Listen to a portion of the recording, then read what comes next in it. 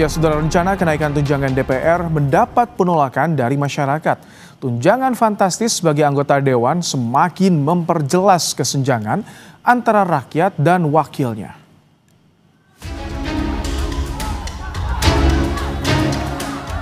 Unjuk rasa di DPR 25 Agustus lalu jadi simbol kekecewaan warga pada para wakil rakyat.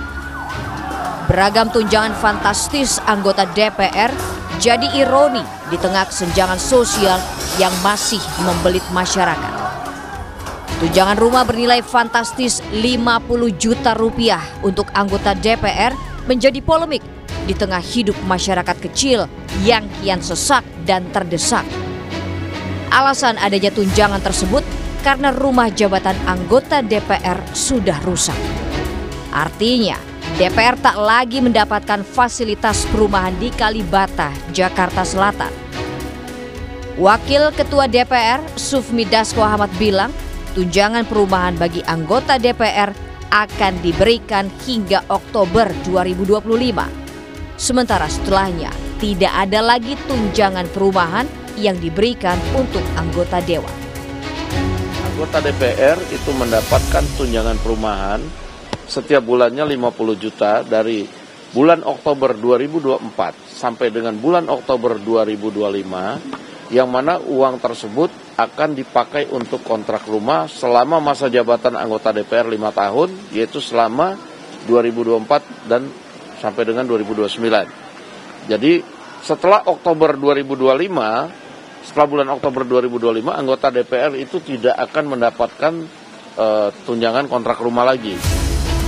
Melimpahnya pendapatan anggota DPR bak memperlebar jurang pemisah dengan potret masyarakat yang masih serba kekurangan. Jangankan punya rumah layak, sebagian warga bahkan kesulitan untuk mencukupi kebutuhan sehari-hari. Untuk pendapatan kotor sih rata-rata 2,5 sampai 300 ya. Kalau kebersihnya paling yang antara 100 sampai 150 lah bersihnya itu ya. Lalu sebenarnya realistis nggak sih Mas dengan pendapatan seperti itu bisa mendapatkan rumah misalnya di Jakarta? Jauh dari harapan. Kalau dengan pendapatan segitu sangat jauh. Kita nggak bisa dipastikan Pak. Kadang lagi ramai, ya begitu Pak. Kadang bisa mencapai 40 dan kalau untuk mencapai 100 agak sulit Pak. Sulit itu per hari tuh. Iya, ya, kita ya terlalu miris ya kalau bagi kita ya. Karena untuk dia aja sebegitu kita yang nyari tiap hari aja tuh sulit, untuk mencapai 100.000 aja sulit. Sedangkan dia per bulan 50 juta. Nah, Satu keluarga di Kabupaten Sragen, Jawa Tengah bahkan terpaksa hidup di rumah tanpa atap selama 2 tahun terakhir. Dari 3 ruangan yang ada, hanya 1 yang masih layak digunakan. Kalau hujan gimana Bu? Kalau nggak hujan biasa kita nggak ngungsi. Kalau hujan angin gitu, paksa kita ngungsi Ke tempat adik ya. adik ya. Karena tempat kakak ya, adik ya itu. Bu, dengan tanpa jendela dan pintu ini apakah tidak kedinginan Bu kalau malam? Ya dingin sekali. Ya mau nggak mau gimana lagi, tapi Pak tutup berduri saja, agak rapat. Untuk masak gimana Bu? Ya dari kayu udah. Kadang kalau uang ya ada uang 50 buat apa? Ya udah masak. Kadang kita mau masak, ya udah masak gitu. Apa adanya. Direktur Eksekutif Lingkar Madani, Rai Rangkuti, meminta kenaikan tunjangan DPR ditunda, serta agar tidak menimbulkan kesenjangan sosial, gaya hidup dan perilaku anggota dewan juga harus diubah.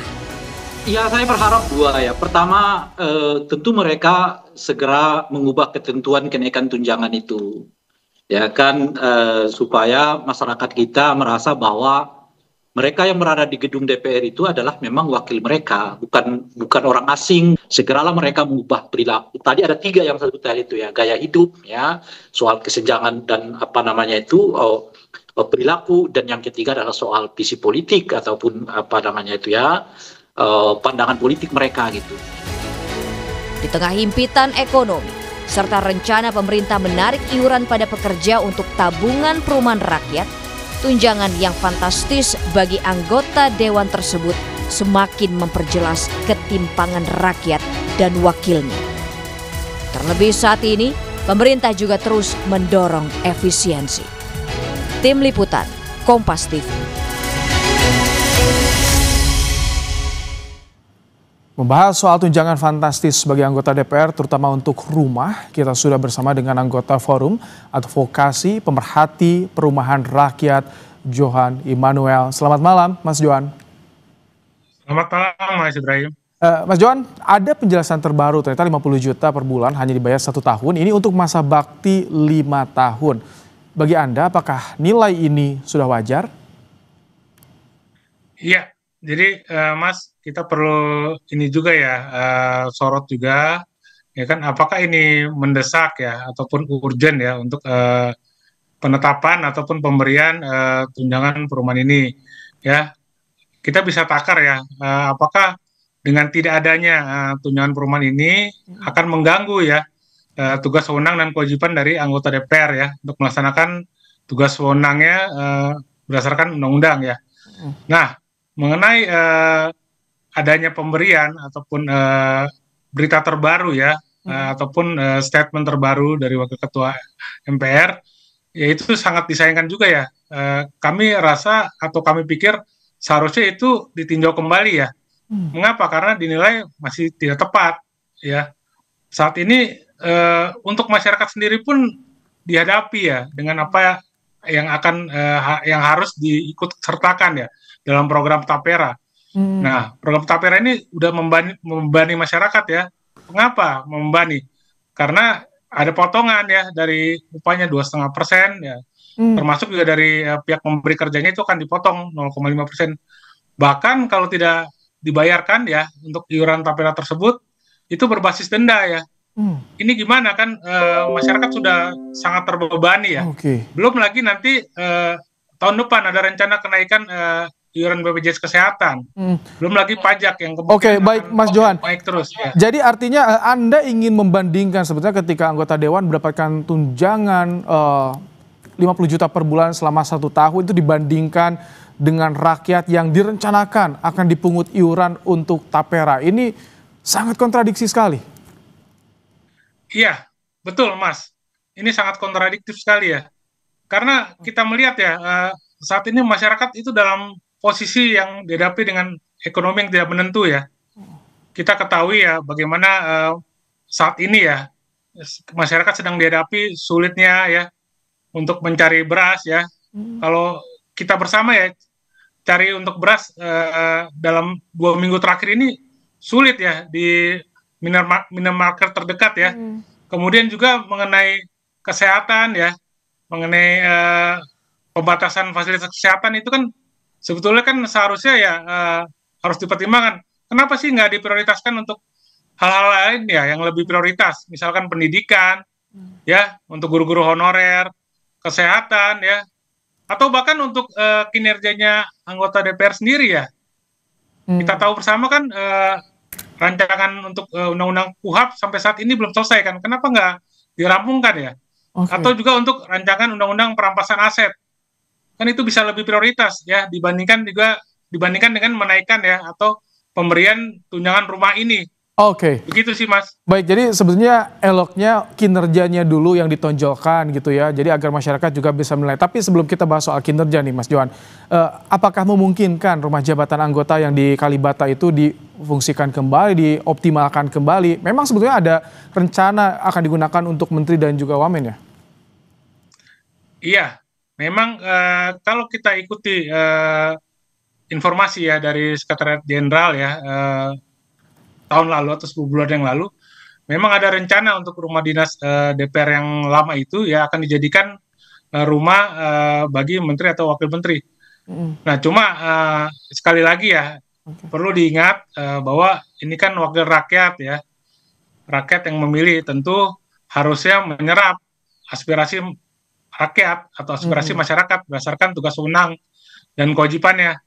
Nah, kita lihat kemarin sudah banyak unjuk rasa ya yang sangat berdampak ya karena akan diberikannya tunjangan rumah kepada DPR ini. Apa itu bukan aspirasi, ya kan? Ya memang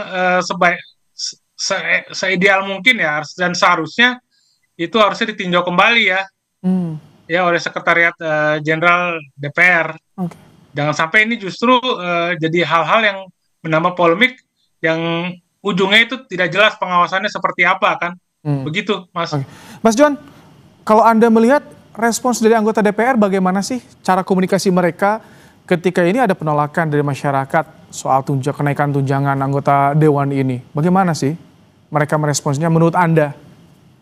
Iya, iya memang sangat disayangkan ya sudah dengan adanya gejolak dari masyarakat unjuk rasa kemarin itu ternyata bukannya untuk ditinjau kembali ya tunjangan rumah ini, justru malah tambah diperjelas atau ditambahkan penafsirannya bahwa akan diberikan tunjangan ini dari waktu Oktober 2024 sampai Oktober 2025, nanti November tidak akan diberikan. Ini sangat miris sekali ya.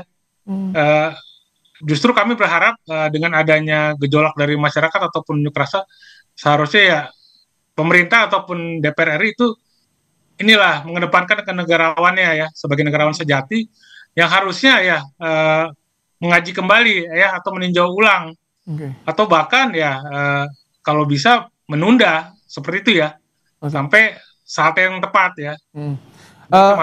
Mas Johan, solusinya bagaimana sih dengan anggaran misalkan yang harus ditekan, solusinya agar anggota Dewan juga kinerjanya tidak terganggu? Iya, jadi kalau bicara solusi ya tentu kita harus menakar ya apakah dengan pendapatan yang anggota DPR dapatkan saat ini, apakah memang belum layak? Itu pertama. Kedua, apakah kinerja ya DPR khususnya dalam hal legislasi ini sudah efektif ya? Kita harus lihat di situ ya. Kalau memang belum efektif ya tentu bisa dialokasikan ya untuk kinerja dalam hal legislasi ya, atau mempercepat proses pengesahan ya RUU. Baik, terima kasih Mas Johan Immanuel dari anggota Forum Advokasi Pemerhati Perumahan Rakyat telah bergabung di Kompas Malam hari ini.